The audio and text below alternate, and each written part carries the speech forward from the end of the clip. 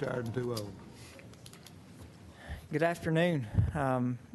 Welcome to this special meeting on our classification and pay study, and look forward to talking about everything today, and also look forward to seeing so many familiar faces out in the crowd.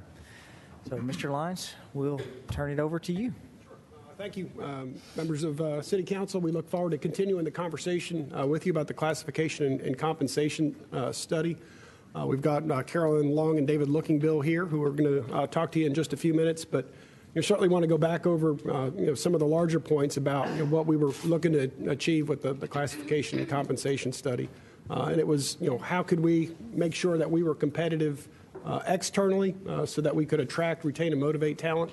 And MAG has done a great amount of work in looking at the market and establishing what the market says city positions are valued at compensation-wise, and then also internally in making sure that we had the right proportionality as you move through the ranks. And compared to the systems that we've had in the past, we have never had this kind of foundation, a foundation built upon the employee input through the job analysis questionnaire, where the employees talk directly to the consultant to say what they did, and that allowed MAG to develop that classification system. You'll remember back to our original discussions about starting this project, and we talked about how that foundational element was the classification plan, how jobs were grouped together, and then how did it compare to the market.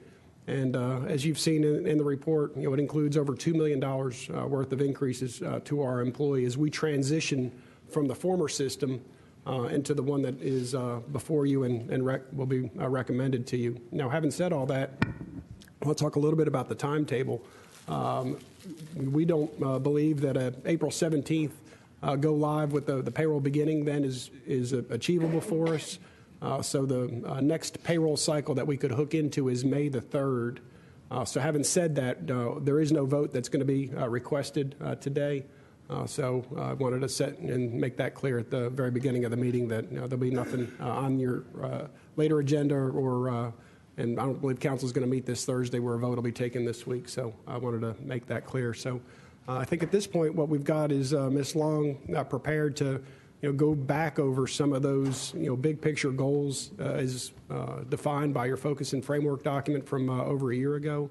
And then also really to talk about some of the terminology and compensation. I know there are some foundational elements, and it can get confusing to those who don't work with it every day. And I think it'll be helpful, for all of us to continue the conversation that as we begin to talk about compensation terms, that we're using those correctly and that we understand them. So I know we're prepared to handle questions that you've got today. So I think with that introduction, Mayor, it might be appropriate to have Ms. Long kick us off. Thank you. It's a pleasure to be here.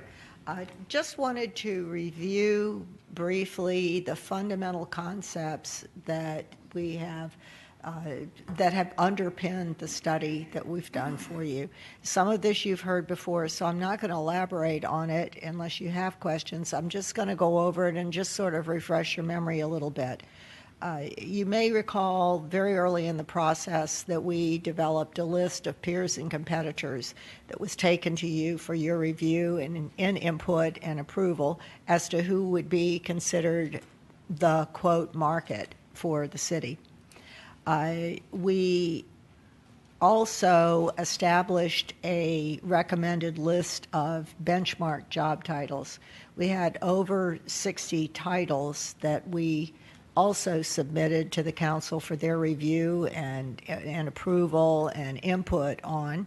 And those titles represented points along the pay line, jobs from various occupational families and occupational groups, as well as those referential jobs that we felt fairly certain we'd be able to get reasonably good matches with in the external labor market.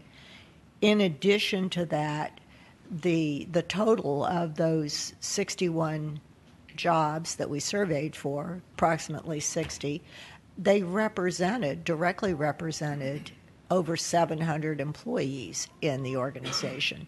So we had a very broad survey sample. You compare that kind of survey and making referential decisions on it to some of the polls that you may have been familiar with, where they talk to 15 people and tell you who the next president is going to be. So we had a pretty strong statistical base to make recommendations from. One of the things that Mr. Lyons made reference to that was somewhat different about what you may have done in the past is the enormous amount of employee participation that we solicited in this project.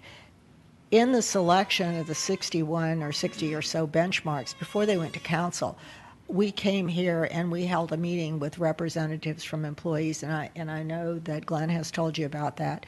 We had representative employees from different departments, different job categories, different levels in the organization to help us make sure that before it comes to you, who we were going to survey and what jobs we were going to survey. So we had, even in the very fundamental core foundations that we were going to build this study on, we had a lot of employee input. And then for me, the most exciting part of the employee input was what we call the job analysis questionnaires, or the JAQ process.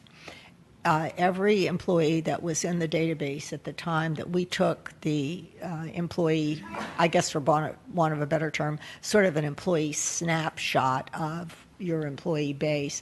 We loaded that to our website for a very comprehensive, and I'm sure if you ask employees, they will tell you it was a very comprehensive job questionnaire. And we asked them to complete that job questionnaire. We then asked that supervisors go through and review it and verify and validate the responses of the employees. We had excellent participation. We have 1,200 plus employees in your employee position file, and we had over 900 participate in the JAQ process. That is phenomenally good.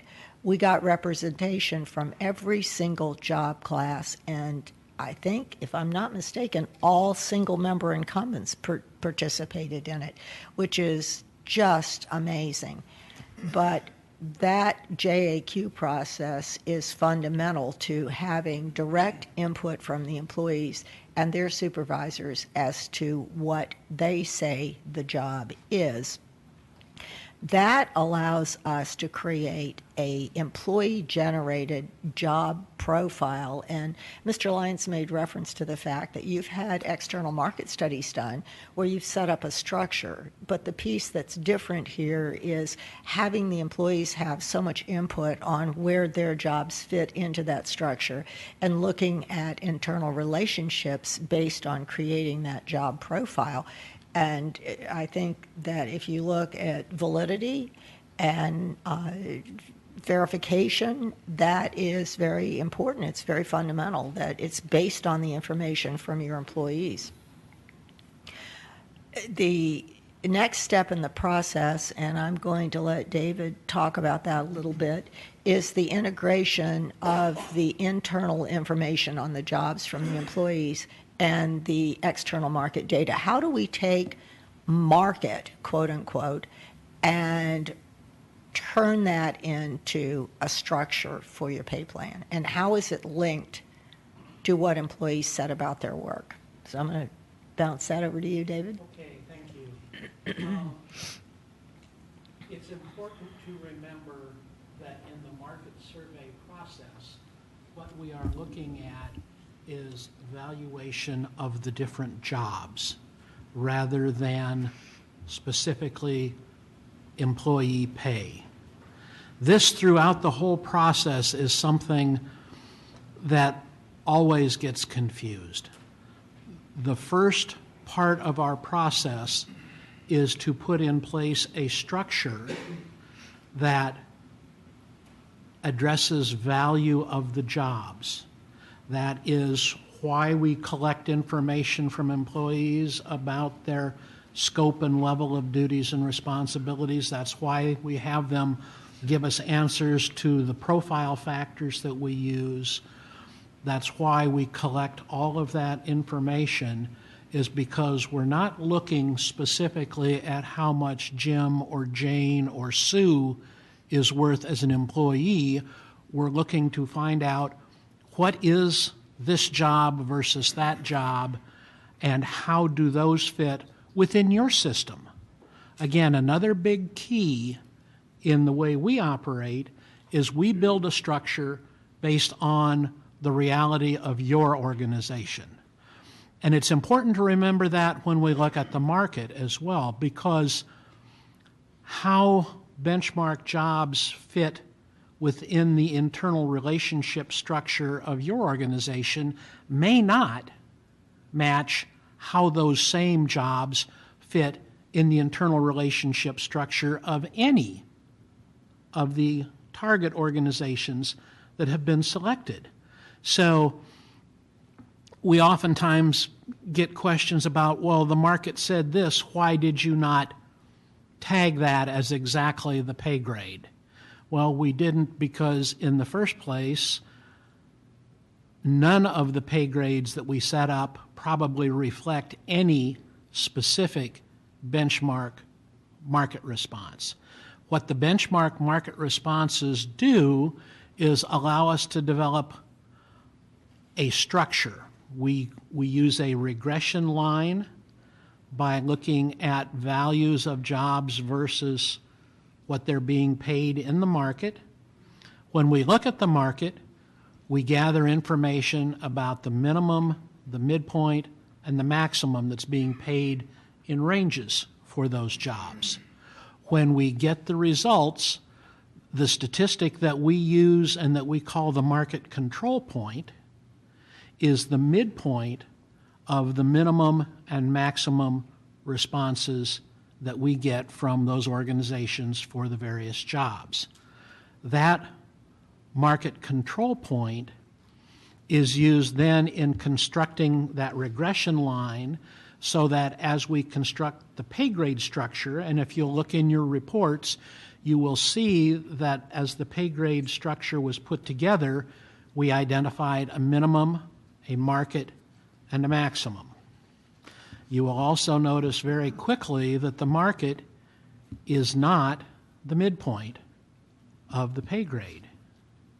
That is done very specifically. Now, we could construct it that way, but in most organizations, the idea is if you can get your new employees to somewhere near the market midpoint or the market control point, and in compensation world, that midpoint is, in theory, the amount that is paid for continued competent performance. So that's the foundation for building the range. The way we recommend is that you have a smaller distance between your minimum and your market control point, or market point as we call it, than you do between the market control and your maximum. What that does philosophically is get your new employees to a place where it will be more difficult for them to make the decision to leave you for a few cents or a few dollars. And at the same time, it will allow you to reward people who stay around longer by being able to go, in many cases, a little bit above what the average maximum is in the market. Now, the question that always follows this is, well, okay, I'm looking at this and things aren't matching up. And like I said, that's partly because none of the ranges are built specifically to address any given set of market values. There's a regression line that says we have an alpha of this and a beta worth so many dollars per point. And so as we go through the evaluation profiles, this is where it falls, this is within this range. Okay? As we place jobs within that pay grade structure, those that are benchmark jobs, we actually have two pieces of information that we can use. We have the evaluation profile from the information from your employees and their supervisors, and we have the market information. So we can look at those two together. The market is almost never the absolute controlling point for placement in a pay grade because, as I indicated up front, very rarely will those jobs in the market be valued internally within any of the target organizations the same way that your internal relationships are set up. So we use those in a combined manner. And as we look at different levels of jobs, we look at different parts of the survey information we get back. As you get up to higher levels, especially within job families, and especially within highly structured parts of your organization, the minimum values become almost irrelevant, because as you progress up through a job family, the reality is very seldom, if ever, does someone who is promoting up through a job family wind up at the minimum of whatever the next level of that job family is. So we begin to look more at the mid and upper levels of the salary responses. It's also important, as we look at the market data, to look at where it's coming from. For some types of jobs, it's going to be more important to look at those responders that are much closer to you geographically, because the reality is you're not pulling people into certain kinds of jobs from 100 miles away or 150 miles away. You're pulling them from pretty much very local. So even though the market average and the survey results may say this, you look, and if your really local market is maybe up a little bit more than what the overall results indicate, we take that into account, because that really is a little better target area. So those are things that we can take into account. Now, those jobs that are not benchmark jobs, we basically have the evaluation profile as our means of identifying an appropriate pay range. And again, this ties absolutely to the information we get from your employees and their supervisors in terms of those evaluation profile factors that we ask for responses to. So the whole thing is set up based on a combination of market survey information and the internal relationship job profile information.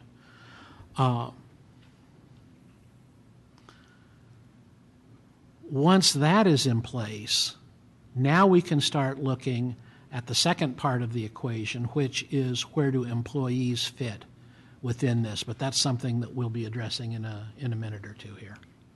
From the point, and I think what was really an important takeaway from what David said is that we're looking at the job, we're not looking at the person, and that when you're looking at the external market, you're looking at referential information. If I have 12 responses for a job, because the highest, I guess the easiest way I've ever said is if you have 2 responses and one person is paying $50,000 for a job and somebody else is paying, or one person is paying $25,000 for a job and somebody else is paying $75,000 for a job, the answer isn't $50,000.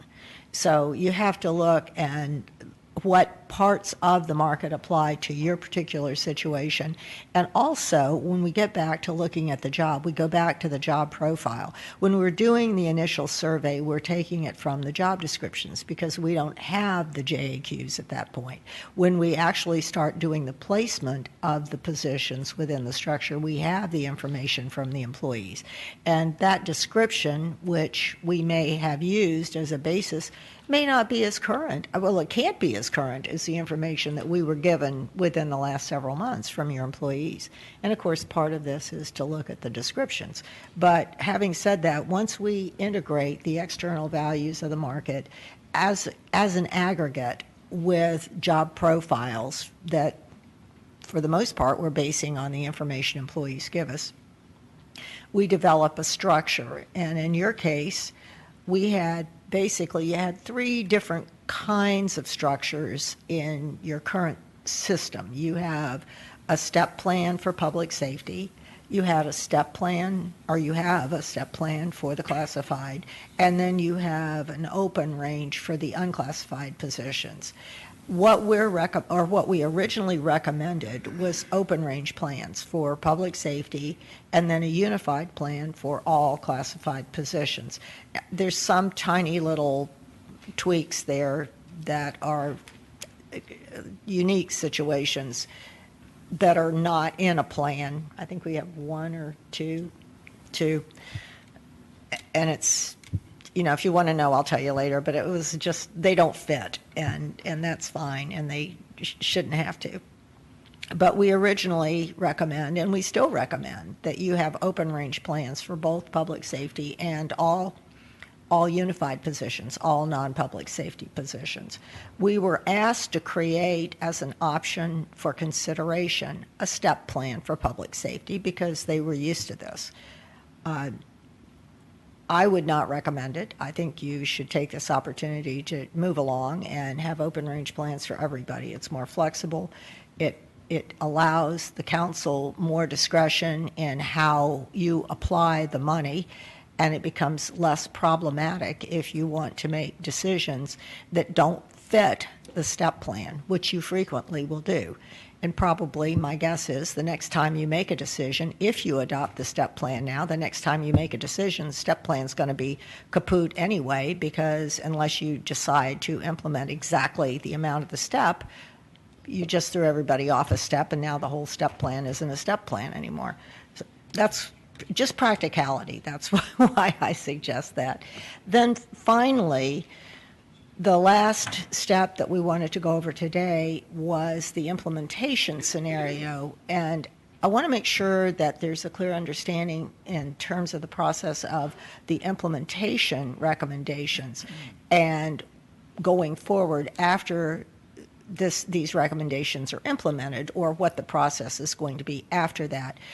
An implementation report or an implementation calculation is simply saying you are coming from this series of pay ranges and classification structure to a different one. How do we move everybody over into this new plan, and how do we address, to the extent possible, internal equity?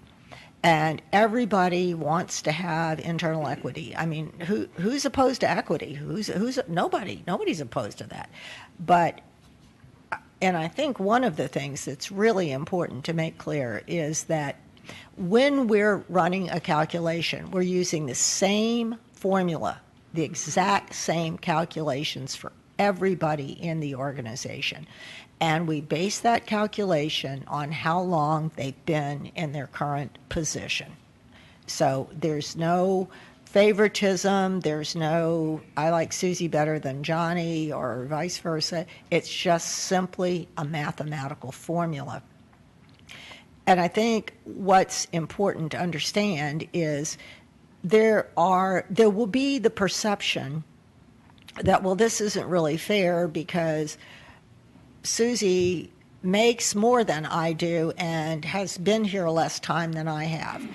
And unless you benchmark against the highest paid employee in every pay grade and say we're going to bring everybody up to that, then you'll never be able to address that, because that's really sort of trying to say, well, what would have happened if this plan had been put in place 25 years ago, or fill in the blank, whatever the longest serving employee with the city is, where would I be today if it was put in place then?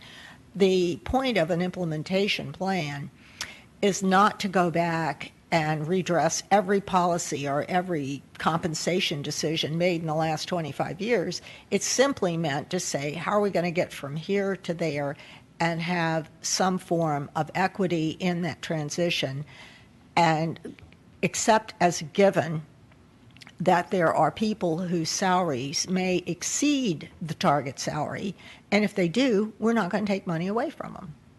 I mean, we have to assume they got there for good and valid reasons. I mean, we don't know otherwise. Most of us probably weren't here when the decisions were made. So it's simply a way to get from point A to point B. And that's basically where we are today. We've done all of the background work. We've put the schedules together. We have the option of either doing a step plan on some time certain basis or open ranges for everybody to move into this new structure. So, David, you got anything you want to add to that? Well, you covered most of what I was going to say, but I can add a few little tidbits because it does bear repeating. The implementation, the transition, this is where we actually deal with the pay of individual employees. We have to use the information that you have in your system as our basis, but as Carolyn said, everyone is adjusted based on the same formula, except that's not quite exactly accurate because if you have a portion of your employees on a step plan, the chance of that adjustment landing them on a step is probably somewhat less than your odds of winning the Mega Millions. So in order to take those employees to a step, you are going to have to increase what they are getting as an employee for that. What that will automatically do is mess with your internal equity, because now you will have people making the same money because they have to be on whatever step it is that could have anywhere from a few days difference in how long they've been in that job to months difference in how long they've been at that job. Given a perfect storm, you could have people hired a year apart that would wind up on the same step. Whereas if you have an open range plan, those people that were hired a year apart, if they were below the target salary, would have a year of difference in their salary on the daily rate. So the difficulty with any step plan, there's two real fundamental difficulties with any step plan. First of all, as David said, if we wind up landing on a step, that person should go out and buy a lottery ticket because it's so infrequent. And you have the situation where one person is going to be their target salary is going to calculate $1 more than the step. They're going to go to the next higher step because I can't do anything but do that. And some person that was hired 2 days after them will calculate with the salary $1 less than the step, so their adjustment to step is $1, whereas the adjustment for the other person is almost 2.4%, which is, if you're giving a 2% across the board, you've almost doubled it for some people. And then you're going to have the great variance in the middle. But with the calculation formula we use for the target salary, it calculates down to the day of service in their current position. And that just sort of goes out the window with a step plan. It also encumbers the council with flexibility and makes future decisions about adjustments that you want to provide to all employees more problematic. If we have 2.04? 2.4. 2.4% between steps, if you decide that you're going to give like this year, for example, let me just use a for instance, the economic cost index has been about 1.97, somewhere in that range for state, county, and local government, not seasonally adjusted from BLS. So let's say you round it up like you're doing. You say, we're going to give a 2% adjustment. Okay, you give a 2% adjustment. Now, do you have the step plan? Do you give the 2% to people first and then calculate the steps? Well, let's see. Now, that's giving a bonus to people in the step plan that you really didn't intend to do. Or do we, in future times, we adopt the step plan, but we're going to give a 2%, but we already said they're 2.4 between ranges. So now, do we just give a 2% adjustment to the whole ranges so everybody will still stay on a step? But then that has the effect of not moving anybody through the range. See, now you've just taken the whole thing and everybody, the plan and the people, one giant step forward. Well, we don't know if the market has moved that much. So if the market hasn't moved exactly 2%, then you don't have any internal progression within your range. And then, heaven forbid, you should adopt a performance-based plan where you might give varying amounts of compensation to people based on actual performance. Then you have another problem with the step plan because you're locked in. Maybe one step is normal, but if you're above average, do you get 2? If you're way above average, do you get 3? Then in this economy, you get into giving too much for what you want to budget for pay for performance. So, Yeah, and I guess, Mayor, we probably have a couple of other things we could probably chat about, but this might be a good time for us to maybe to pause and stop and see what questions the council may have, so we can see what we can do to help answer questions you might have. Carolyn. I'm a little confused, very confused, okay. But in listening to you at the end here, you were saying that the step plan that we're on, seems like at some point the step plan is a good plan, but then on further down it's a penalty to be on the step plan for our employees. So what I'm feeding into that and possibly hearing is that as a city, we may need to look at just doing away with the step plan, period. I think it would be beneficial to the employees just based on what you said. But when you started off, you said there were 60 titles presented, and the jobs represented over 700 employees. And I understand you had an interview process with some of the employees. How were these employees selected for the interview? Did you interview just one segment, or did you take employees from various departments? I mean, how were the employees selected for this interview process? Glenn, you want to take that one?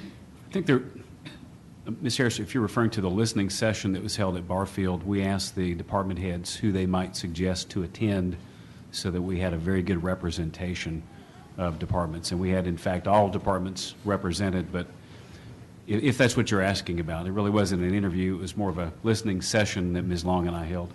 Okay. Kind of what I would call a Cracker Barrel session. A what? We had a focus and a purpose for what we were Excuse me. doing, but employees were able to ask questions. The other thing that we did in the very beginning, which I didn't touch on, is we held orientation meetings, which I think many of you may remember when we did that back some time ago. And every employee was given the opportunity to attend one of these meetings and ask questions. And you have no shrinking violets here. They ask lots of questions. Well, getting on that point, where the employees had feedback, they could give you their feedback. So I have a couple of questions about your JAQ. Now, employees, they tell me that they spend a whole lot of time on those JAQs, putting down everything they could think of. And with the number that you reviewed, my question about the JAQs, did you personally read every one of them? Or I did. I personally read them. Okay. And if they, I don't remember every one of them Right. because there were 700, expect but you I to. did personally read them, and I would read them as we were going through the process of determining what that job would be. And you see some title consolidation, so you'll see that as we were going through it, I would say, oh, this person over here is called this, but the core functions of the job are more like these people over here. So we're going to move this over to this title. Yeah, that's what I was getting at. It seems to be a lot of unrest with our employees as to what group they were put in, their title. And I'm hearing from employees, there's no way they could have read my JQ and have me in the same class with Doug Young. We are just not doing the same thing. So I guess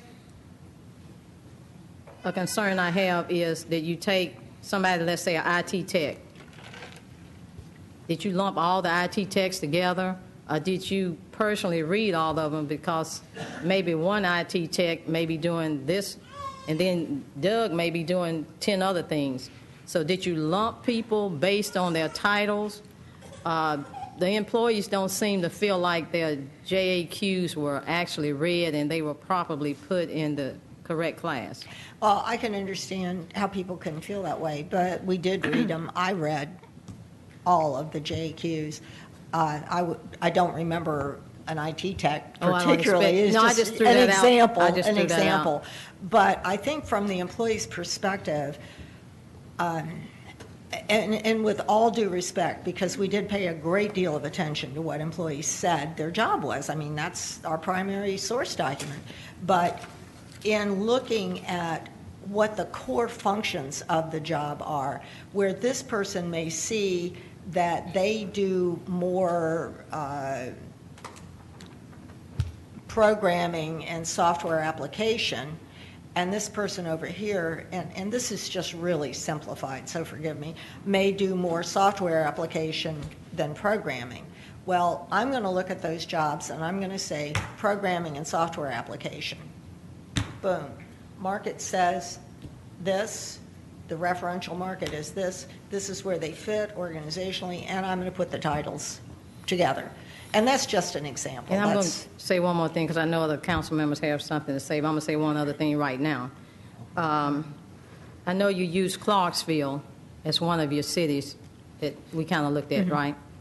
And then listening to your presentation, I personally interviewed one of the city council people from Clarksville, and the last time they did their pay study, they were given 3 options. Like, for instance, the first option was impacted 30 to 40% of their employees, which that particular option, they already had the money, like I think it was $1.5 million set aside for those employees. The second option was a 50 to 60% of the employees were impacted, and they had to go into their funds to fund them. And the third was 70, 80%. So they had those 3 options. But based on what you've said to me, what I'm hearing, the whole presentation you and David both gave, was Murfreesboro, and it's good for us to look at the market in these other places. It's excellent. But Murfreesboro is so unique. Seems like we should have our own market, because, you know, it seems like we are not really that close to anybody. You know, so I'm just throwing that out because, you know, and I just saw Clarksville and I just interviewed. I called one of the council people, said, can I interview you? I understand you all did a pay plan.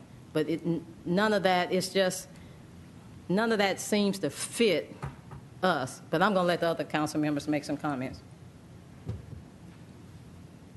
I actually thought that was very perceptive. Pardon me? I thought that was very perceptive, and that's right on target. The market is referential, and there is no clone.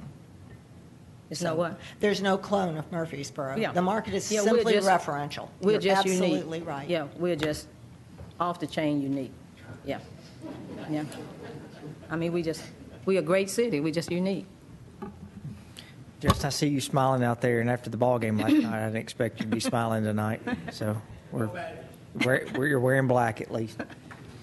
Mr. Lyons, we had received a couple of fairly detailed emails that were asking some questions. Do you want to? Can we go through those questions we received, I've or? already suggested to Ms. Young that we'd be prepared to answer those questions. You know, I think one of the things I've noticed, Mayor, is we've been presented with some of these questions and trying, the employees, honestly trying to understand the document. I think one thing that's important to remember was when you look between the 2 covers of the study, what you don't see is the individual pay histories of over 900 people. And those, everybody who has worked for the city had a certain hire date, may have gotten promoted again, and there were policies and procedures of the city that were applied at the point in time that those were made effective. We may have changed some of those policies over time, so that everybody's backstory has everything to do with looking at some of the numbers and trying to understand them. I think I've said it more than one time. HR prides itself on getting the numbers right to the penny. They obsess over the details to make sure this is the policy, this is what happened, and this is where the pay should be. So they've worked hard to make sure that the backstory is correct, and if there's been a, incorrect date entered into the program, we'll correct those. But sometimes in looking at the charts and doing some comparison, just looking at the four corners of the page, what's missing is that whole backstory that may go back 30 years. Well, and that's trying to study this over the last 3 weeks, and where a lot of the questions are coming back is over overlap. And it seems like that's one of the things that when you start comparing employee X's backstory to employee Y's backstory, it all depends on where that overlap is on some of those things. So I guess if it's okay, if you'll indulge me, I'm going to read through maybe some of these questions, or do you have the email that just? Okay. Just saw this morning for the first time. But if you don't mind, there's only 6 or 7 questions, and I think it would be good to go through some of these unless anyone has some. I got a big list, so I Okay. don't know how we want to do this one. Well, let's go through these first. All these Yeah. in the next minutes, I don't know. After paying MAG several $1,000s to find the market value, why are we not taking the recommendation of putting each employee up to 100% market value? If I can Yeah, I'll address ask that, as I indicated earlier, the purpose of the market survey is to identify the value of the job, not the pay to an individual employee. Okay. If you were to do that, you would have a single salary structure. You would not have ranges. I'm not aware of any municipality that operates that way. There are a few at the very top levels. They have a flat rate of pay for top-level leadership. But in the rank and file, every day where the rubber meets the road employees, every public sector organization that I have either worked for or worked with as a consultant, and in over 40 years of doing that, believe me, I have worked in and with quite a number, there are always ranges. And you establish the value of the job by identifying the pay range based on market, based on internal relationships. How the employee moves through that is a whole separate issue that is, by and large, a matter of administrative policy. As Mr. Lyons pointed out, over the years, you've had a variety of policies. Where do you bring people in? How much increase do you give them? Do you give them extra increase for good performance? If they get promoted, where do they go? There are all of these kinds of things that impact where an individual employee is today.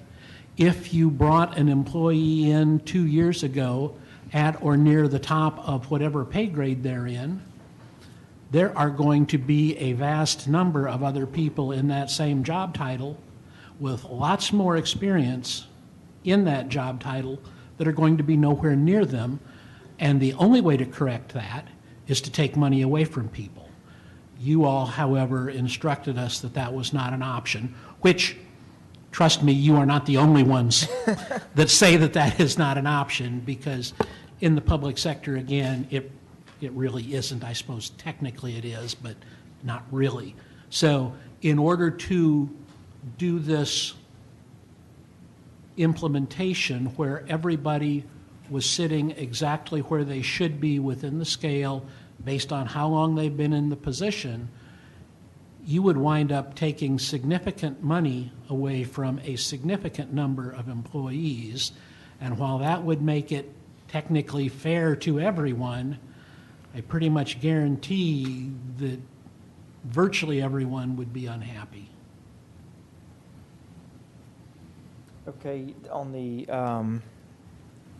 public safety, what is going to be, or what are you thinking as far as recommendation on the STEP side? I think our recommendation to you is so that the council maintain, maximum flexibility, that the public safety ranges would the minimum would stay the same and the maximum would stay the same, but we would no longer have steps. It would be open range. And let's think about this for a second. When you all adopt the budget, the track record of the council for years and years, I love saying, last 4 years we led the state in pay increases. But when you approve pay increases, all city employees got the same amount of an increase. If you went open range, you would still continue to have that ability. If it was maintain the step system in public safety, then the steps are 2.4%. Unless it was evenly divisible by 2.4%, you'd get off step and somebody would land in between two steps and then they would move up to the next one, which means they'd get more than the other employees. I think if the council wanted maximum flexibility, I don't think it changes the career path for employees. I think what our employees have been used to seeing is the council has provided increases most every year, and it was the same amount for everybody. Open range allows you to continue to do that for all employees, so I think that will give you more flexibility and doesn't change the numbers for the employees on the minimum and maximum pay. Are any supplements included in this plan? The employees who receive supplements will continue to receive supplements in the same amount as they always have. But that'll be it's not reflected in the book whatsoever. It's kind of a one-off. But we put those over here and say they're going to remain unchanged. They're getting them today. Upon approval of the plan, they get them tomorrow. If an employee is topped out, explain that process. Yeah. Karen. I want to go back to something Ms. Harris said about how the market is not really the totem for exactly what we're going to do here, and she was spot on with that. And to get to the idea of topping out, in the proposed pay schedules, we've attempted to establish what would be a credible salary range for the position, not the employee. It is not positions, by and large, which would be a job title, but it is an employee who reaches the top of the range, and that's over some period of time, and it depends on what your pay progression policy is going to be. Referentially, we have interpolated what the market values for these different jobs, over 70 with referencing in excess of 700 employees in the organization. So you've got a lot of good data to go by. At some point, when people reach the top of the range, our recommendation is that they are frozen at the top at that salary value until the market would shift and the schedules would catch up with them and allow them to have an increase again. Now, there's a variety. That's our recommendation, and that is the true north for how you administer compensation. There's a variety of policies you may choose to adopt that can differ from that. I've had organizations say, okay, the top is the top, but if we want to give everybody, and I'm just going to give you some examples, if we want to give everybody a 2%, we're going to give everybody the 2%, but since Billy is going to top out, we're going to give them whatever is left between where they are and the top of the range, and the rest is a lump sum that doesn't roll in to the base. We're just going to pay it out and give them a lump sum payment. So there are ways of still recognizing service, or particularly if you go into a performance-based system at some future point, you might say, well, if this person earned a 3% performance increase, then, but there's only 2% left between their salary and the top of the range, we'll give them the 2%, we'll give 1% in a lump sum. So we're saying that the max is the max, and our software will not calculate a salary above the maximum of the range, because that would be a violation of a fundamental principle of compensation. There's a beginning, there's an end. And I might add to that, Mayor, I think one thing that's important to think about when we talk about employees who are topped out, I think there'll be some positions that there is nowhere for them to go. But there are many, many positions with the city. While an employee may be topped out, let's have a conversation about what can we do to help you be prepared for the next promotion up. in terms of training, experience, some mentoring. If we use police officer as an example, if you're a topped-out police officer, what can we do to facilitate and giving them opportunities that they take advantage of to be considered for sergeant, so that they're no longer topped out. There's other examples throughout the organization. That one's pretty straightforward, but I think that's another piece. If you're topped out, well, what can we do to make opportunities available for you? Mr. Smotherman? Carolyn, is it normal for us to give raises within the study? I mean, when you do studies on the average city, I'm sure this isn't the first one you've done, is that normal to say we want to give them X percentage of raise before you ever do the study? Or is that unique? Let me I'm jump in not- on this yeah, one. okay. It's not necessarily unique, but it's not that common. But let me tell you what advantage it can be to the organization.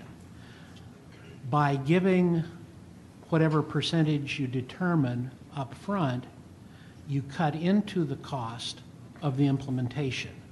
We have worked with some organizations that essentially get a twofer. They say we're going to give, well, let's say we've calculated the cost of implementation and it's 5%.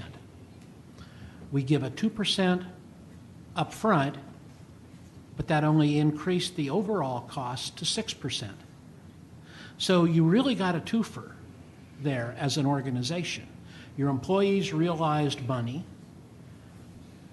You gave money, but part of what you gave them offset implementation cost, and typically where it impacts most is the cost of bringing people up to the minimum.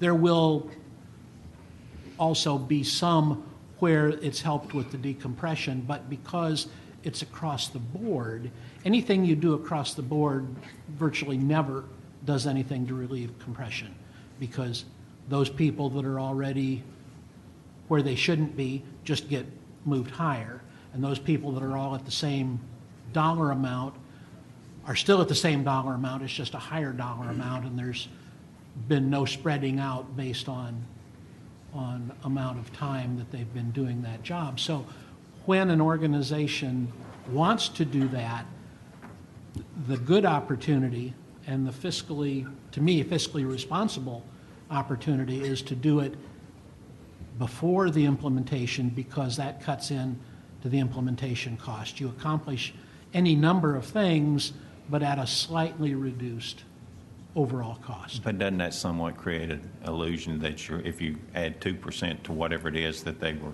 actually making, doesn't it give the illusion that they were above the minimum when they really weren't at a certain point? Well, the only thing that matters is where they are when it actually goes into place. Right. And if they were below and you brought them up, they're no longer below.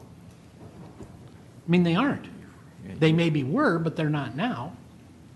And not only are they not now, let's say you give your 2% a month in advance of the implementation, they're getting to be not below the minimum for a month ahead of time. Right. I mean, If they're 5% below the minimum and you give them 2%, wouldn't they still be below? yeah, and Yeah, they will but still they will get still money to bring adjusted them to up. the minimum. Exactly. And then if they have length of service within their job, there would be some decompression, recognizing that on into the range. So I think what David is trying to say and is that if you're going to give an across-the-board adjustment to employees, the time to do it is to do it when you're to do it in tandem with the implementation, because you get more dollars for your dollars. Right. And like David said, if you give a 2%, almost historically, when you run the implementation report, it isn't going to jump the cost 2%, it will jump at about 1%. And if you give them a 2% increase on the front side there, then when you give them 2% later on in June, you're actually compounding it because Exactly. they're actually getting 2% added onto their 2%, which was already added. I guess it's compounded. Yeah, see, from my perspective, you'd give the whole thing at the same time and, Well, and that's- cut into the implementation cost. The other thing is, even though we can say there's a certain number of employees, and quite frankly, I don't remember what it is off the top of my head, that when we run this calculation, their current salary exceeds the target salary. So if you run nothing but an implementation report, those people whose salaries are where they are, and we again say for good and valid reasons, will come through this whole study waiting for this year to end and this study to be adopted by the council, and they get nothing. We just say, congratulations, you're fine, go home. So they're expecting, or reasonably would expect, that their loaf of bread that is 1.97%, their cost of living higher, or wages higher in state, county, and local government nationwide, that there would be some recognition of that. So the Right. 2% is really. Yeah, I just don't know Spot on. that I like the fact that it was combined into the study. There's nothing wrong with giving a 2% raise if we want to give them a 2% raise effective April 1st. And I think whatever we do decide, we do need to be retroactive in it, even if we move the date out of what we implement this, that it should go into effect on the date that it would have been implemented on our original presentation. Is it, and I hate to keep asking normal questions, but is it normal for a city of our size to keep their hidden history on index cards? I mean, is that normal? I mean, when you go into a city and you say, what is an employee making? Is it normal that they go back and they get out a box of index cards to tell you what that person makes? Let me try to respond to that question, Mr. Smotherman. And let me just touch on something that you just mentioned about the retroactive. You know, trying to do pay retroactive is extremely complicated from an HR standpoint. If you wanted to do something, we could probably come up with a functional equivalent where the 2% became 2.08%. We can. If we change the date to May 3rd, it will recalculate the days of service to May 3rd. That's right. Okay. So we're good to go. You give me what date you want, I'll calculate right down to the day. Okay. So it's no problem. But you were talking about the index cards. You know, we've had, there are a number of employees who are working for the city today that were here before we had what was then called the personnel department. A lot of our functions were done in each of the individual departments. The personnel department was created. It's since been renamed HR. What I can tell you is we know that the records are correct. They were kept on index cards, but that's changing come October 1st. We've made substantial investments in software training that's going on. Whether the data resided on a computer or an index card, we clearly would prefer a computer. But we simply did not have the very expensive software that has been authorized, and we're in the middle of implementing. So we understand it took a lot of, that was one of the reasons why it took so much time for HR to work through these calculations, in some cases by hand, and pull the data via index card. But whether it resided on a computer or an index card, we have confidence in the numbers. If I could just kind of add into what Mr. Lyons is saying, the issue truly is one of accurate information. And I'm sitting here today to tell you that the information that we get out of automated human resource systems is woefully inaccurate in many, many, many cases. So it's much less an issue of how the information is tracked as it is to whether it's tracked accurately, as Mr. Lyons I've got a little problem with saying. information stored in pencil on an index card. And I understand that, and that's something that you all apparently are working on. Okay. And the mathematical equation that we said we'd be able to calculate if we knew what date a person was hired into a position, we would be able to calculate what day they got that. But what we've wound up with is we've got employees who were hired in or promoted into a position on the same exact date to the same exact position, and they're receiving different pays. And that was what I thought this thing would fix. I mean, I know my expectations are great. Well, I would submit to you that when they were promoted on those same dates to those same jobs, they were not promoted at the same salaries. If it's $1.37. Or if they were, somewhere between then and now, something has changed those salaries that we were not part of. And Right. that goes back to basically something I said in the beginning is there, in any study we do, there's been years, for want of a better term, tinkering with the way employees are actually compensated. And we could spend forever more in a day trying to untinker 20 or 25 years of decisions. I prefer to say that employees whose salaries exceed the target salary, which is just, it's a formula. It's a way of transitioning. I'd say 98% of our clients use that formula because it's fair. It's the same thing for everybody. It doesn't take any money away from anybody. What we're trying to do is the best we can without taking any dollars away is level the playing field and then just go forward from there. And Build on that. we have to assume that those people promoted the same day that have different salaries, that at some point somebody thought it was valid to make that decision. I mean, somebody made a decision somewhere back in the dawn of time. Did you guys tell us a couple weeks ago that there was $1.37 per day that was going to be tacked on as a days allocated, and you're going to look back at the date that you were promoted, and there was going to be $1.37 a day? I asked you a very, very specific question about how that was going to be created through math, and you guys said, yes, that's the way it's going to work. We're going to look at their fund, or their date that they were promoted. We're going to do $1.37 a day, and that is gonna or gonna not determine whether or not the amount of it has not. Listen, before y'all start talking again, going back and saying the same thing over and over again is going to burn through our time a lot. So we don't have to talk about the past history. We all know there's no way we can get through the past history all at once.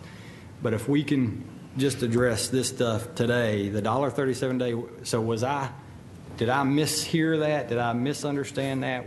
So, because there's a jillion examples in here where we can look at somebody who got promoted to a position earlier than someone else and did not either got the same or less raise. That has nothing to do with where they came from if you're taking $1.37 a day and comparing that to when they got promoted. Am I right? Or what am I missing? And what are our employees missing? That dollar amount per day establishes what Carolyn was talking about as the target salary. And $1.37 was an example. That amount will change with every pay grade, okay? But that's kind of irrelevant. It's X dollars per day. Yeah, because you to would need establish the target. a higher dollar figure for Exactly. a higher range Yes. and a lower dollar figure. And so, yeah. two people with 4,000 days have the same target salary. If one of those people is already above that salary, you have two options.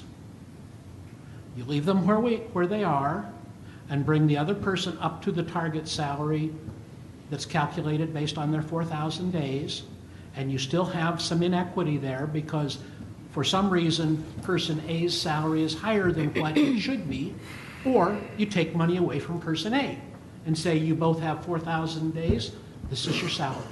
Or there's a third option. You take the most out-of-whack person in the entire pay structure, run what the calculation would be to get everybody else to the same degree out of whack, and run that. And then we have a number that's unsupportable. Using an example, So- I think you're talking about, and Councilman Lance and Councilman Smother bring up a good point. Is this where we're talking about that backstory? So say, hypothetically, that you had two people that were hired at the exact same time. And even though that they start at point A and point Z, they both get promoted to the same position at the same time. There may be, for instance, employee A got promoted to a level quicker than employee B did. And then employee B was lagging behind on pay, but then maybe we needed 8 new positions and then they all hired. So employee B may be behind employee A. Is that, I like using examples because it helps me understand better. And the other thing is you don't know, and we really don't know, because employee B that has the higher salary may have been hired in higher initially because they brought outside credit that was credited. But let's Said, just say- okay, we're let's going to just- give you, Let's use you the know, example credit for that, this. let's use the example that you had two people that were hired in making $40,000. They both were hired in the exact same date. Say, let's just use police officers, for example. They went through the same training program. Each may have had different career paths to make it to a sergeant. One may have been promoted quicker than the other. But say for some reason that they both are promoted to sergeant at the exact same time. What would be the reasons why they would be paid different whenever they got to those dates? Just give us some examples of why they would be different. Well, I can tell you that in my experience working with other clients, and I have no idea what specifics might have happened here, it can reflect different policies, it can reflect different administrations, it can reflect, in this case, let's just use the police department, police chiefs making somewhat independent judgments about what the value of that employee might be in terms of the individual giving them different raises. Usually there's a variety of reasons, but where you're also liable to see that is where somebody was promoted. One person stayed in the police officer range and made progression. One person may have gone to sergeant and been given an adjustment there, and then they both wind up at lieutenants at some future point with 5 years of service as a lieutenant, but they came at it at different times. I think what David was trying to say is usually when you find somebody in a pay grade and there's a difference in the salaries, there's some backstory on it. So in that example, say that the employee makes sergeant quicker than the other employee. They end up making lieutenant at the same time, but one employee is promoted to sergeant quicker, the other employee's not. What would end up happening if they both are, we try to get them the same pay, the person who made sergeant quicker, we're going to have to take money away from that person. One of the things, and Mayor, if I could help Ms. Long with this example that you discussed. Prior to March of 2007, for example, in the police department, there were a number of individuals hired and promoted, albeit at about the same day or date. But if you weren't in your position for a full year as of July 1st, and you were promoted, you had to sit out for the next year. So your promotion had sort of a punitive effect on your compensation. So we had some individuals prior to the 2007 promotional policy have to wait for an entire year. Plus, prior to the Burris-Thompson study in 2004, I wasn't here, but I've done some research, obviously. There were promotional increases as little as $7 for the next budget year because that happened to be the next step. There were 3 steps in the plan, and the steps were rather large. So in 2007, Ms. Carpenter proposed to council at the time a change in the promotional policy, which would, in essence, do away with the having to sit out an entire year concept and be penalized for the next budget year. I know this because I spent about 4 hours tracking an example that you're talking about the other night. And so when you compare the progressions of the two individuals with the pre-2007 policy, it starts to make sense. There was another policy update in December of 2009 that in essence further clarified promotions, what they would be in terms of dollars and at what point someone could in essence not sit out for the next budget year. So there's some refinements again to the 2007 policy. But if some of the pay progression decisions were made prior to these policies and in between these policies, they would have a different effect on individuals hired at the same time in the very same position. Here's my question as it relates to this. I think it's real easy that if we actually did go through and look at the backstory on every single question that anybody came up with, you know, any scenario that they gave us, well, why am I here and this person is here? I think if we went back and thumbed through the index cards, we could probably figure out why it is like it is or was done like it was done to some degree. My problem is not only have we not addressed any of that, but we have made that problem worse Here's what I don't understand, okay? I can understand how we got there, that because of something in '07, this or that, or whatever the reasons are, because somebody didn't like somebody, whatever the reasons are, if we get there, we can understand how we know that.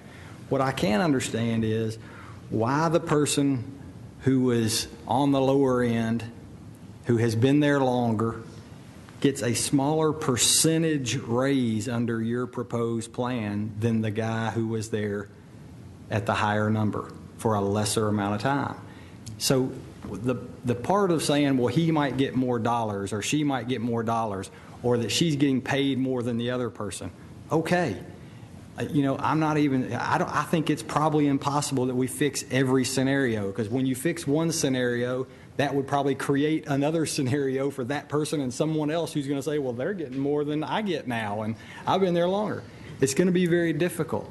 The part I can't understand is, why are we making the problem worse? And we've not addressed any of that. All we keep addressing is what the backstories look like and how this stuff happened back in the past. I want to know why this plan. Tell me exactly what you mean by making the problem worse. If the 2% person on the higher pay is going to be more money it's than not just that. 2% on the lower pay, though. It's just not But that. that really is mostly the key. It's You just- are well, exactly hold on. right. It's That not if someone that. is at a higher level, when you look at the total percentage increase of their pay, that's going to have With the same influence. promotion date, with the same number of service in that position, and one of them gets a greater promotion than the other, that was already a disparity in. That's the danger of across the board. I'm not talking across the board here. Hold on just a second. One of the classic examples we got in an email, we can figure out the backstory. Somebody got hired, they got promoted as a deputy before the next one got promoted as a lieutenant or whatever, however the progression works. The problem is the guy who's held the higher rank longer got a smaller percentage raise than the guy who has held the higher rank shorter. To me, what that says is whatever formula you plug this in, whatever software program you used, or it didn't really address on page 20, like you said as we were getting into this, you intend to address all current compression issues. If you're given a higher percentage raise to the compressed guy, to the decompressed guy, the higher percentage to the compressed guy or decompressed guy, the higher guy, and a lower percentage to the lower guy, that's not helping. That's hurting. I'd have And to the- look Yeah. at the And specific to piggyback off example, of that. because there's a flat formula. Yeah, I understand you can't answer it because I Right, because don't want to there are talk three names right now. components to how much money they got. There are three components in that report to how much money people Is that a got. public safety position? Yeah. Well, is that any of that adjustment to step figuring in there? That's what I'm saying. I'm looking at percentages. That's why, yeah, And well, that's, okay, and with public safety, there's actually four Yeah, calculations. that's that will the impact dog that in the total manger, percentage. is the adjustment to All right. step. I don't guess I have to completely understand all four of them. All I got to understand is, are we making the problem better or worse? Well, making it I worse. If you're said, dealing with steps, you're And with- never going to make it you're never better. going to make it, We're making the whole thing worse. well, you dealing don't with steps. Not for necessarily make everybody. it worse. Not You Not for just- everybody, but I'm talking about here. Again, you may have hit, the example I use, you may have hit some poor slob that Yeah. whose target Mistake. salary calculated $1 over, and then his buddy that was hired 2 days later is $1 under. So they're only going to go to this step. And so the percentage, this person, I can't say, well, okay, you're $1 over, so you got to go back to the lower step. At what point do I break that off? No. 25 cents over, they go to the next higher step. I have an idea. If we're talking about getting rid of steps, which, I think there's going to be some philosophical issue with that with some of our employees. Frankly, whatever raise, the council approves every June or whatever is going to be what the rate is, whether you call it a step or not. So I'm not totally, I'm not married to the step idea either, and I think it's worth looking at getting rid of it. I don't know if I feel like we ought to get rid of it. I just think it's worth looking at. I mean, would you guys be able to, or do you think it would noticeably change, at least to some degree, what these numbers look like? And is that something that you can provide for us? You can hit the button on your formula and it comes back and says, okay, well, here's what the new. Here's what it looks If like we got without rid of the steps. steps, this is what the Absolutely. new thing would. All right, so can we get that on? Is everybody in agreement that we at least look at that? I mean, to see what it looks like? Isn't that one of the recommendations is a top-range plan, which would do away with the steps? Open range, yeah. Open range? Open range, yeah, that is one of our. All right, so let's look at that example. Let me ask you a couple yes or no questions that I've got on here, and then so I can get through at least a couple of these. How many requests for review did we get on reclassifications, Glenn? We've had a total of 199. And you've gotten through all those or not yet? That's a lot. It is a lot. They were due on Friday, so it's been a long weekend. Can I make I'd like to make one and just make it an even 200, if that's okay. 200. Deadline is passed. I'm gonna make sorry, one just to Mayor, the mess him up deadline and go has to passed. 201. We're not accepting anymore. Yeah, that's right. Just to clarify, while it's 199 requests for administrative review, Yeah. some of them were individuals holding the same title. Glenn, how many titles were? There were 100 titles. Well, now, I want to Okay. clarify real quick. I think it's safe to say with all of us who are sitting up here, we have no vested interest on how that this comes out. So I can tell you I think I can speak for everyone, we want to do what's best and manage what the taxpayer dollars and how we're fair to our employees. Now, with that being said, I don't want you guys to feel that you're up here on C-SPAN in front of a Senate committee. Yeah, sorry. But at the same time, we're going to need, we understand that it's not a perfect process, but we want to be part of the fix. I've said it, I'm not preaching to you guys. We're either part of the solution or we're part of the problem, and we want to be part of the solution, and we need to figure out how we fix it, and if we say that it needs to be fixed. So go ahead, Rick. All right. The only other yes or no question I had was, can you also let us know, I guess maybe in both plans, how many, I think one of the significant things that I've heard is that people are getting a reduction to their maximum end of their range. And some stuff that really hasn't been provided to us is kind of some of these big picture statistics that I would envision maybe we should know before we approve something is, how many people are we negatively impacting in any way? The maximum end of the range, to me, would be one of those things that we could say, it's easy to sit up here a couple weeks ago and say, everybody's getting a raise. Woo! That's awesome. But what we didn't know was, if it's 50% of the employees are getting their maximum end of their range brought down, we ought to know. I don't think it is. I'm just giving you the long end example. We need to know that kind of thing. I mean, I think that's very important to families and to our employees that we have that addressed. A couple of other big picture things here, and maybe you'll address them, but I'm going to just buzz through here, and maybe you don't even answer them, or maybe you do. But I think that the range, the widening of ranges is also an issue, and perhaps maybe I would just ask it in the terms of, out of all the positions or the classifications that we have, how many ranges did we widen from the minimum to the maximum? The reason I ask you that is particularly in the areas where we have overlap.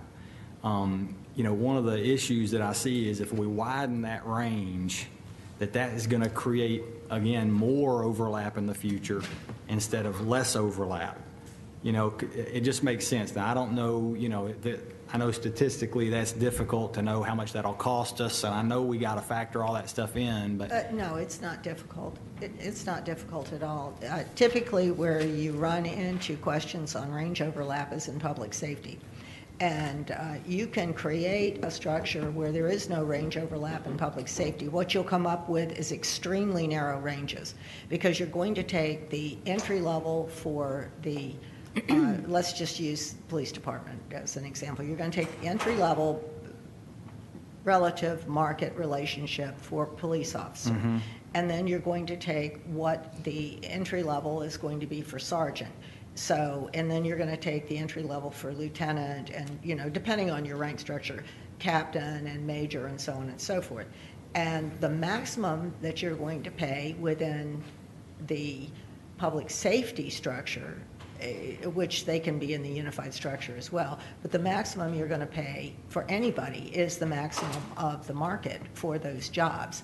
So in some cases, you're going to have to truncate the ranges. There's no way you can't truncate the ranges if you don't want them to overlap. And what's going to happen is, in a more traditional structure with overlapping ranges, you're allowing for both horizontal and vertical growth within the job. I'm okay with overlap. I guess the way I would envision it would be that we wouldn't necessarily get rid of overlap altogether, because I feel like that would make those ranges not acceptable because they'd be so narrow. Well, at the end of the Mine would be- 15%, everybody's kind of looking for an employer in your market area that doesn't. I guess what I'm looking for is instead of widening the ranges, if we'd have just left the ranges where they were, we would be better off as it relates to future overlap, I think, is the way the math works. Is wider ranges more conducive to overlap? That's got to be Well, the the way ranges the were math is, right? set, in terms of the range width, were generally set based on what the average of the market range width is for your market area. So we don't just come up and say, oh, I think I'll make them 15% understand. or I'll make them 65%. We look at what the average market width is for your area. And then the other thing that drives it is we want to have substantially equivalent structures. If you're going to have public safety in a separate structure, which is not necessary at all, but if you're going to have them in a different structure than the unified or your classified employees, then you want substantial equivalency. After all, we are one employer.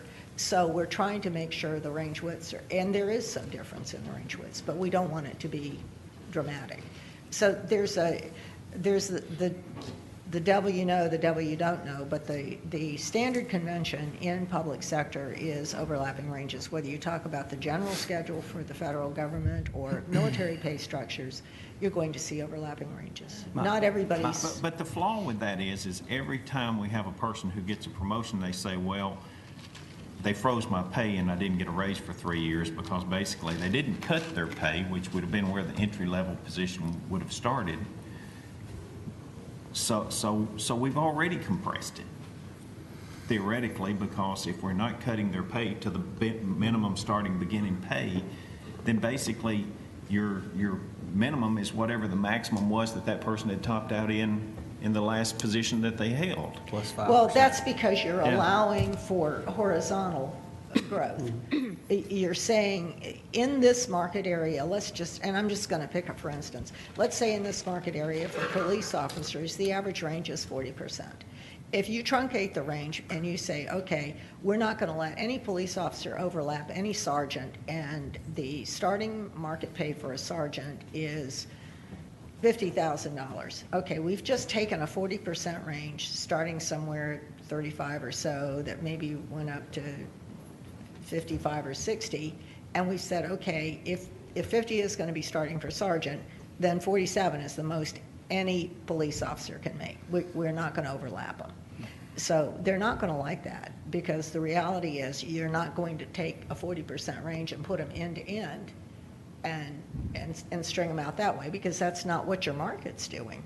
But if you truncate these ranges, and you can. Is You there can. any, I guess what I'm asking is there really any magic to exactly, I can't see why there's a magic to exactly where the ranges ended up. You can say, well, the market showed us that we needed to be, or that there are typically 40% ranges for a police officer. That was just an example. And I'll keep with it. In this example, and what you guys are looking at, we haven't even addressed your total benefits package anyway. We don't even plug into this formula how much health insurance are we paying, what's the pension, what's the 401k match. We haven't incorporated any of that kind of stuff. So to me, to say, well, we've got this exact number that we've got to be at in this range is a little maybe over accurate. maybe it doesn't, maybe it's not such an exact thing to me. There's another thing in there too that popped out when I was reading through this, that, if we're truly comparing apples to our peers, it looked like the majority of our peers, the salary was based on 40-hour work weeks at 2,080 hours, and we're at 37 and a half. So, I'm just saying, if we're going to compare apples to apples, that's a 6% reduction. That if you take on this plan, you cut 6% across the board. Certainly big. I mean, that's certainly big too. That's something else, and that's not on the public sector side. That's on the unified plan. That, if we're going to compare apples to apples, we can't just pick out and say we're going to take all the best here and not take into account that we're paying 180 more hours a year, less a year, and you're comparing a 40-hour week job to 37 and a half hours. That's not fair either. So. Yeah, I guess that's part of what I'm saying. This is not an exact science from this minimum to maximum. And I was just looking at the idea that we wanted to address compression, and if we have wider ranges, that seems to me to promote more overlap, more compression, whatever you want to call it, rather than less. And I guess I was looking to you guys to hope that there was an answer for that. I don't have it. I'm not going to have it. But I think Rick's got a great question, because if you use a fire captain for a specific example, we're showing on the plan the fair market values. The low is 51, the high is 74. Under our old plan, the old low was exactly the same as the fair market. The high was 67. But now under the new plan, we're saying that the low is 47, the high is 68. So the low has gone down, the mid has gone down, and the high has gone up, but we're still not what we're showing at the market rate. So what I thought on the plan was that we say, look, here's what the market is. Murfreesboro is going to be, we don't want to be below the market. We don't want to be way above the market, but we want to be competitive. And, that's where I think I wanted to make sure that we're paying a market rate, that we're paying what we're supposed to be paying. So those are the instances that, I've put 21 out to say, I don't think we should pay somebody less than what the market shows that less is. Well, As far as on what we remember would hire also someone. that when the survey was done, we did not have the information on what the specifics of the job, so we're surveying for a title. And then when we're going back, and we don't have to use that one as the example, but we may survey for a job and we get referential information back or market information back, but that is suggestive of what the pay should be. You ask how many the max went down, and we can very quickly give you that number. But not everybody's salary range, if you're going to fit them all into an internal structure, is going to be exactly the same relationship within the organization as they were, because it's a different structure. Right. But, in the grand scheme of things, one of the things that is going to matter to people is, do I have as much range at the top as I had before? And I think that's a fair question. And as you go back and revisit everything, I would like to ask you again to pay attention closer to the JAQs. What exactly did these people say? Like I said, I'm an administrative clerk, and then Sally may be an administrative clerk. Don't lump us together. Look to see what I'm doing and look to see what Sally's doing, even if you had to give me a different title.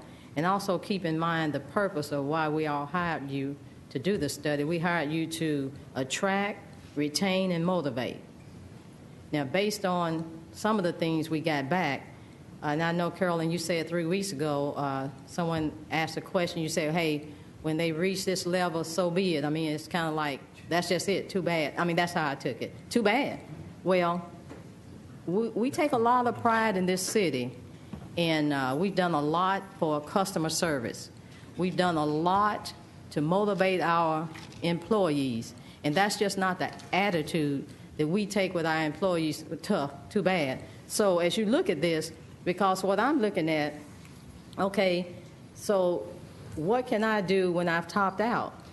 Well, I think you made a statement 3 weeks ago, well, you can be promoted. Well, what I see here, because of the classification, there's so many people lumped together, promoted to what? It's nowhere to go. So these people, instead of promoting them, they're going to be doing laterals. And what kind of motivation is that? So, I would just like for you to look at that, because we just not, and I know we cannot satisfy everybody. We may not satisfy even 80% of them. But I want our employees to at least understand the process. I want the process to be equal, and I want the employees to feel like, hey, you're still valuable. It's not, so be it. No, that's not how our employees, that's not the attitude we're going to take with our employees, so be it. I mean, that... Well, if I said something like that, probably was referring to that person who reaches the maximum of the range. If you reach the maximum of the range, that's it. That's the maximum. We have defined that that's what this job is worth in this organization. There isn't any more. There's, organizations don't like to face that. They don't like to have to go to employees and say, this is the job, you've reached the max of the range. And yes, one option is to get promoted. Another option is to prepare for that. You have published ranges. People can see that if they are in a job and there are other jobs within the city that they could qualify for if they had more education or they had more training or more certifications, they have the option to prepare for that and to get ready to be promoted or to go into some other job. But there are occupational families in this organization where you're going to top out after maybe 2 or 3 levels. That's it, unless that individual takes initiative to make themselves qualified for a different job. And yeah, we just don't want, a lot of cities, Clarksville is a good example, spent a lot of money training police and fire officers, went through all that expense, training them, they got certified, and then they moved to Nashville for a job because of better pay. We just don't want that scenario. And here again, we're not going to satisfy everybody. I know what it means to be on the fixed income. I took early retirement, take care of my mom. I'm on a fixed income, so I know my insurance is going to go up. Well, I can get. Hey, I know that. But here again, we just want you to look at it again, and we're going to be a little softer with our employees. And when we address this, we're going to be a little softer. Mr. Godwin, we have 190 people that have filed, and correct me for the terminology, reclassifications, or to look at their reclassifications or their classifications? These are administrative review forms. Okay, all right. And yes, that's the number. Okay, administrative review But forms is what I was looking for. It's a variety of issues. Some of them may be identifying the problem that I don't think there's enough money to fix, and that's so-and-so has this. A lot of them are not even about what they make, it's about what somebody else is making.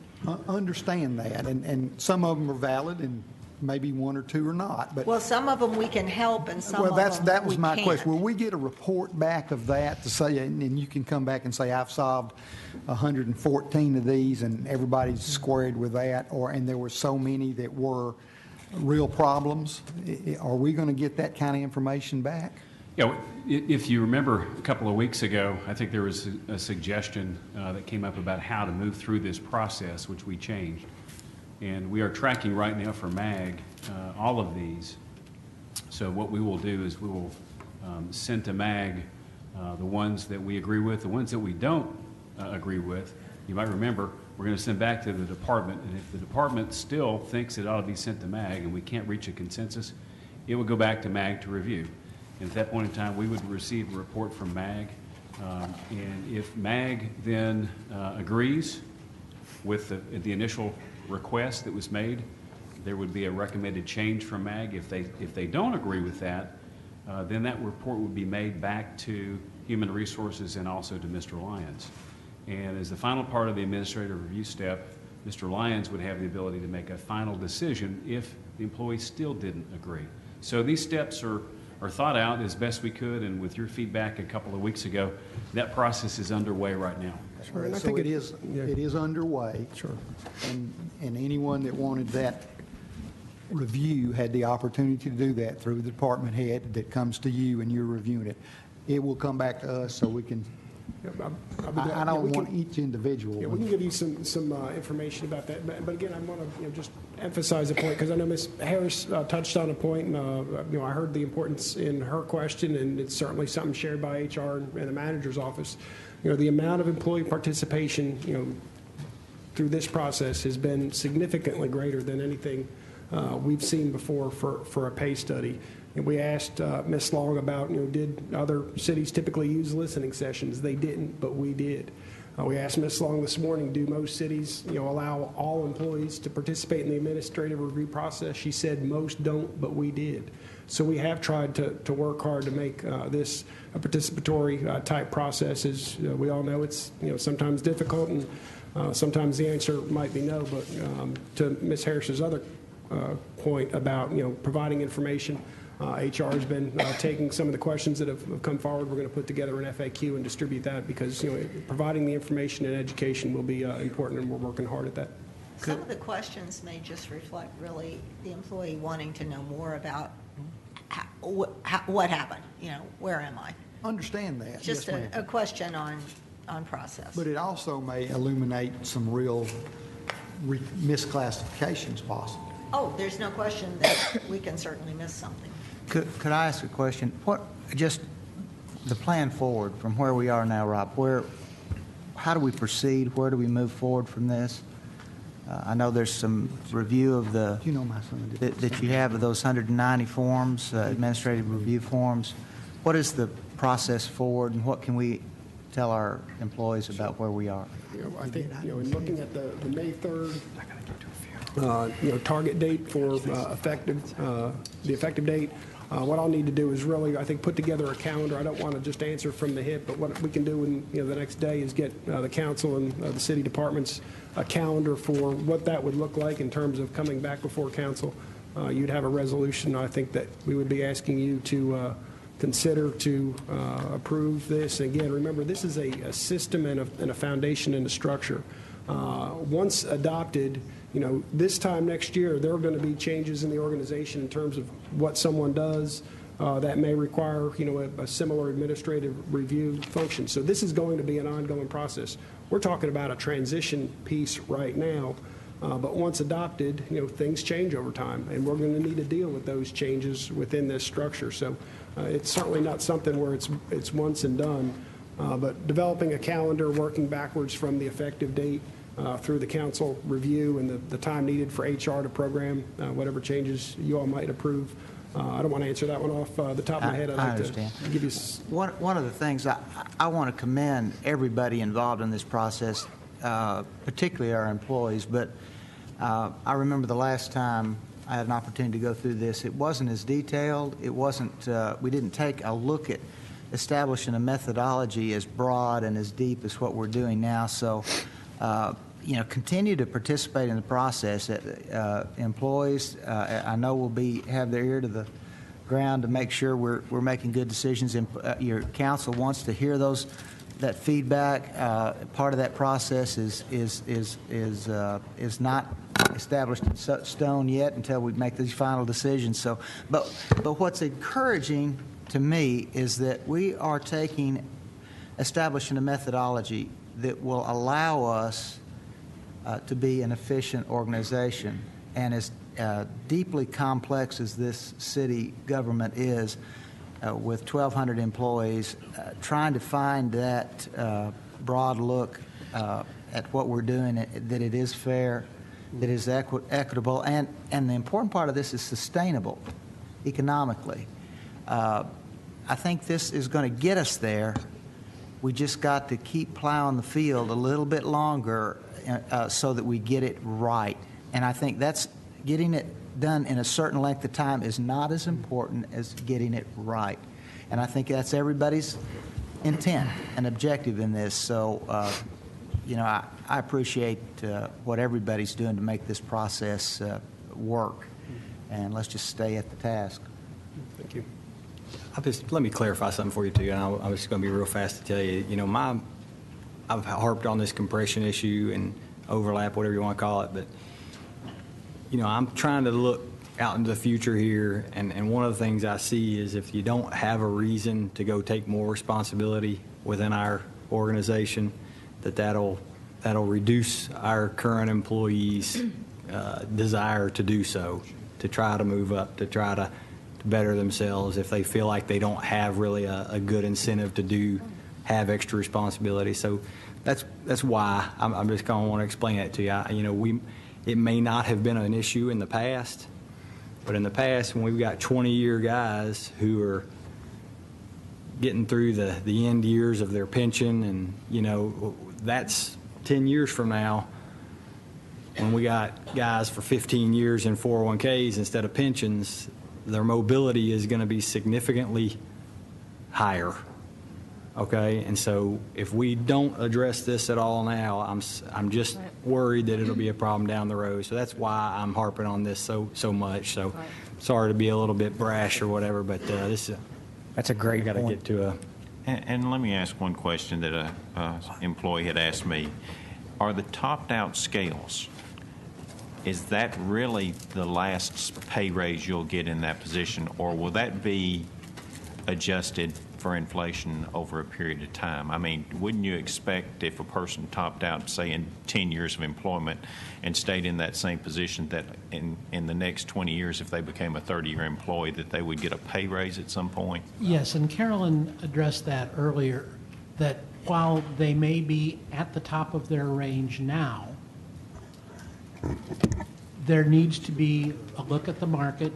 The ECI, the Employment Cost Index that she referenced, is something that can be a good interim, but periodically, every 3 to 5 years, there needs to be again an overall survey done, and that result brought back in. So no, this is not a static. It's not It an is end all, never going to right. move. It may move so that the person is eligible within the next year or two. You never know with the market and with the type of Also, I job. wanted to say something about what Mr. Lyons said, kind of piggyback on his. This is not the end of the study. This is the beginning, because this is not something that ends when we give you a report. This is something that we have built into, and I know you've read the documents, but they're even behind the documents. There's software that we actually gave the city already, but we're going to be giving them more training on, so that there's a lot going on here in terms of future process as well. And if you don't adjust these ranges the way you should, I'll come back. Well, and I know some department heads said, no, once you've topped out, and that's it. And that's just not an accurate statement, that over a period of time, the ranges will move.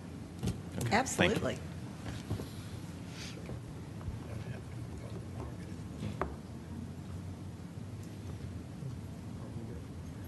Mr. Lyons? Okay, well, let me put together a kind of a calendar about what we would need to do to look at the May 3rd effective date. Again, like the April 17th, we know the council is going to need to be comfortable before you consider this. We'll target, May the 3rd. If you have any questions, please send those to me so we can get some information turned around. I know Mr. Godwin and myself have been taking some notes. We'll try to get some information back to you before this gets brought to you again. I suspect we may put this on next week's agenda just to continue the conversation. So you'll have a council meeting next Thursday, not this week, but next. So I'd expect this to be on the agenda so we can continue our discussion. Okay. Are there any other things that you all didn't ask me that you would like us to work on? If you know them now, great. If not, please email them to me, because we want to try to be prepared and working ahead of time to try to get this to you, as opposed to, I know things come up at the meeting, but if there was something on your mind, please let us know. Mr. Lyons, if I, just as a reminder for city employees, there's an email address dedicated just for the study. If there are questions, it's compstudy@murfreesborotn.gov. Again, compstudy, all one word, at murfreesborotn.gov. So we want to take and use that opportunity to hear from our employees about questions that they may have. And several employees have emailed me, and I've responded. And so that is something that I want to make sure we take an opportunity to reemphasize. Okay, thank you. Great questions. we will stand adjourned. Mayor.